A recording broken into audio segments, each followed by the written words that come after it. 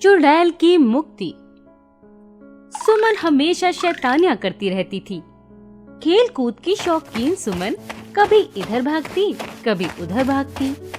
बस उसे कोई पढ़ने को ना कहे। अगर किसी ने पढ़ने को कह दिया तो मानो उसकी जान ही मांग ली हो।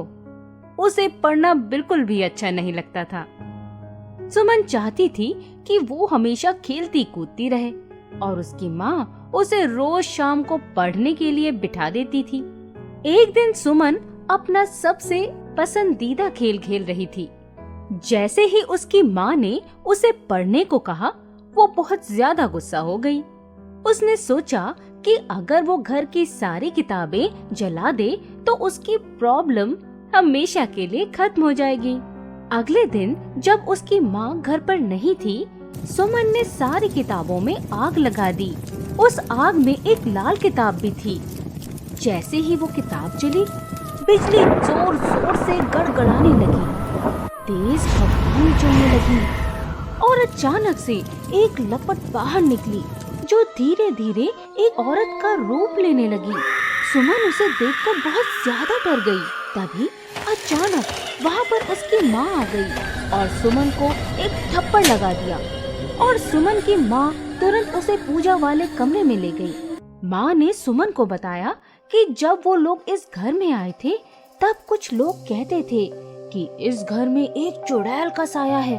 तो उन लोगों ने एक बड़े पुजारी को बुलाकर इस घर की पूजा कराई और इस पुजारी ने अपनी शक्ति से उस चुड़ैल के साये को इस किताब के अंदर कैद कर दिया और बोला कि कभी भी इस किताब को कोई हाथ न लगाए और अगर गलती से किसी ने इसे आग में डाल दिया तो ये चुड़ैल वापस आजाद हो जाएगी। सुमन ये बात सुनकर डर गई और बोली, माँ आप क्या करें?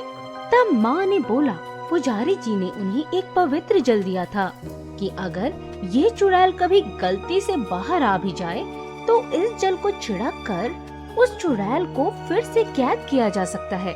पर अब मुश्किल ये थी कि ये जल छिड़का कैसे जाए, क्योंकि वो चुड़ैल काफी गुस्से में थी, क्योंकि उसे इतने लंबे समय तक के लिए इस किताब में बंद कर दिया था। तभी अचानक वहाँ रोते बिलखते दो छोटे छोटे बच्चे आ गए और वो चुड़ैल उन बच्चों के पास शांति से खड़ी थी। माँ धीरे से कमरे से बाहर आई और उस चुड़ैल से बात करने की कोशिश करने लगी। जैसे उस चुड़ैल ने माँ को देखा, वो चुड़ैल माँ पर हमला करने के लिए भागी।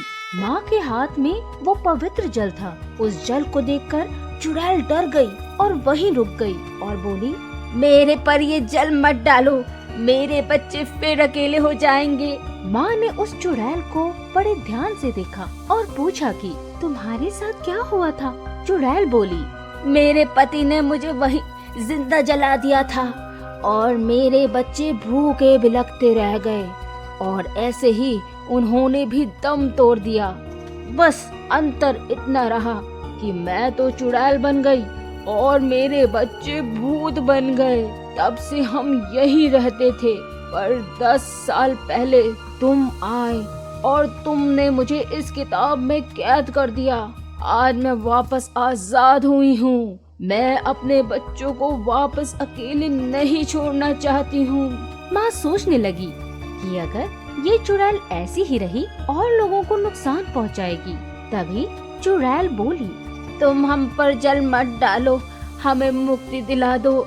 माँ ने पूछा कि मैं तुम्हें मुक्ति कैसे दिला सकती हूँ? चुड़ैल बोली, तुम इस घर के पीछे वाले नीम के पेड़ के नीचे एक हवन कराओ और मेरे बच्चों की आत्मा की मुक्ति के लिए प्रार्थना करो।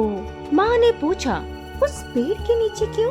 चुड़ैल बोली, मेरे पति ने मुझे यहीं जलाया था और अगर कोई उस पेड़ के नीचे हवन करता है और मेरे बच्चों की मुक्ति की प्रार्थना करता है तो हमें मुक्ति मिल सकती है।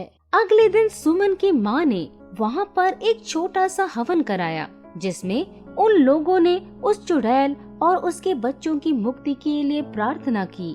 इससे उस चुड़ैल और उसके बच्चों को मुक्ति मिल गई और वो हमेशा के लिए वहाँ से चले गए और सुमन को भी ये बात समझ आ गई कि हमें ऐसे सारी किताबें नहीं चलानी चाहिए और हमें पढ़ना भी चाहिए, जिससे हम अच्छे और समझदार इंसान बन सकें।